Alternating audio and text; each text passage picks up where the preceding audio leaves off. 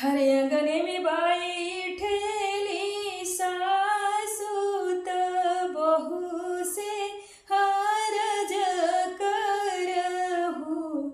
हे बउआ अंगने में बैठल गोतिनी निहुरी गोड़वाला गाना हो। हरे अंगने में बैठेली सासु त बहू से अरज करहु। हे बउआ अंगने में बैठेली गोतिनी निहुरी गोड़वाला गाना हो।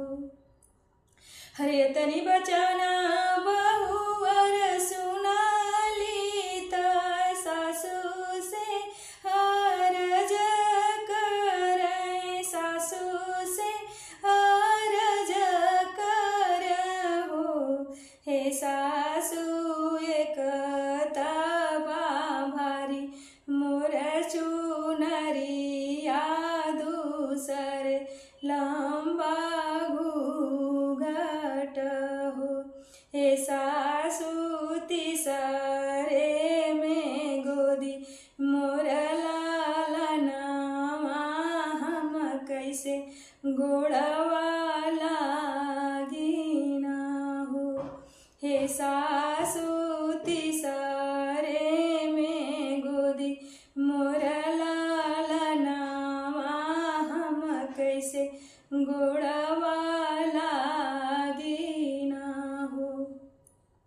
अरे छोड़ी दे तू भारी चुनरिया ऊपर करा घूंघट ऊपर करा घूंघट हो।